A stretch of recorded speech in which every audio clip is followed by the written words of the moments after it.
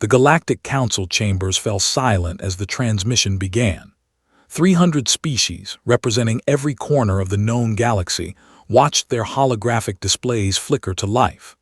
The message had traveled for weeks through quantum relays, bypassing every communication protocol, every security measure, every firewall the Council had erected over millennia. It was impossible, yet here it was, a message from Earth. Ambassador Thuron of the Valix Empire leaned forward in his crystalline seat, his 4 eyes narrowing. Earth, that primitive backwater planet the Council had quarantined 60 cycles ago. The humans had been deemed too volatile, too dangerous to join the galactic community. Their wars, their nuclear arsenals, their inability to unite even their own species. The Council had voted unanimously to contain them, to watch and wait until they either destroyed themselves or evolved beyond their savage nature. The hologram resolved into the image of a human woman. She wore no military uniform, no governmental regalia, just simple clothing, a dark jacket over a plain shirt. Her hair was tied back and her eyes held something that made even the most hardened warrior species in the chamber shift uncomfortably. Not fear, not anger, something far more dangerous, certainty. "Greetings, Galactic Council," she began, her voice calm and measured. "My name is Dr. Sarah Chen and I am, or was, a xenobiologist from Earth. I suspect you remember us. The species you locked away behind your quarantine field 60 years ago.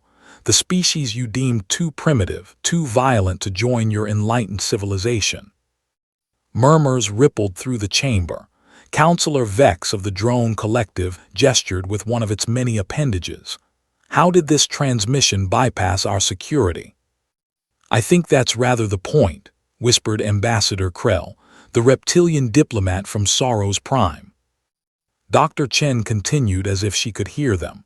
"For 6 decades, we watched you through the barrier you erected around our solar system. We studied you. We learned your languages, your technologies, your history, and we discovered something fascinating." She paused, and a hint of a smile touched her lips. "You're not enlightened. You're not peaceful. You're just old and tired." The chamber erupted in protests, but the transmission continued, uninterrupted. 3 weeks ago, the Valix Empire, with Council approval, deployed a planet-killer weapon toward Earth. You decided that since we couldn't be civilized by your standards, we should be eliminated. After all, we were contained. We couldn't fight back. We couldn't even leave our own solar system. It was, from your perspective, a clean solution to a potential future problem. Thuron felt his blood chill. That operation had been classified at the highest level. Only 7 council members knew about it. The weapon was still in transit, traveling at near light speed, completely undetectable. It would reach Earth in approximately 42 hours. "Here's what you didn't understand about humans," Dr. Chen said, her voice taking on a harder edge. "We don't need centuries to advance. We don't need the careful, plodding progress of species that have grown comfortable in their dominance. We need pressure. We need threat. We need the certainty of death breathing down our necks." The hologram shifted, showing schematics that made several council members gasp. Advanced weapons systems, faster-than-light drives that shouldn't exist, energy shields using principles that defied known physics. "Your quarantine field. We cracked it in 15 years. We've had ships outside the solar system for 4 decades, watching you, studying you, preparing. Your planet-killer weapon. We detected it the moment you launched it. We've been tracking it for 3 weeks." Dr. Chen's image was replaced by a tactical display. The council watched in horror as dozens, no, hundreds, of human vessels appeared on the map, positions that should have been impossible to reach, surrounding key worlds throughout the galaxy. "You see, the thing about humans is that we're very good at 2 things, learning and adapting. While you spent millennia perfecting your civilization, growing comfortable in your superiority, we spent 60 years in a pressure cooker of our own making, united by external threat, driven by the certainty that we were alone and unwanted. You gave us the greatest gift a species like ours could receive, a common enemy and time to prepare." Ambassador Krell's scales had turned pale. This is a bluff. They can't possibly. The tactical display updated in real time. The planet-killer weapon, now just 38 light-years from Earth, suddenly exploded in a burst of contained antimatter. A human vessel, appearing from nowhere, had intercepted and destroyed it. "That was your first and last warning shot," Dr. Chen said, her face returning to the hologram. "Here's what happens next. You have 48 hours to dissolve the Galactic Council.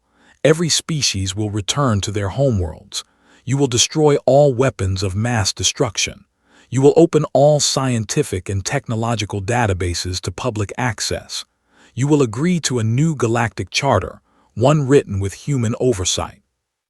"Preposterous," Thuron shouted, standing. "You're one species against 300. Even with your advances, the combined might of the Council is already compromised," Dr. Chen interrupted as if she could see him. "While we're having this conversation, human operatives are on each of your homeworlds, not as conquerors, as insurance. You see, we learned from your history.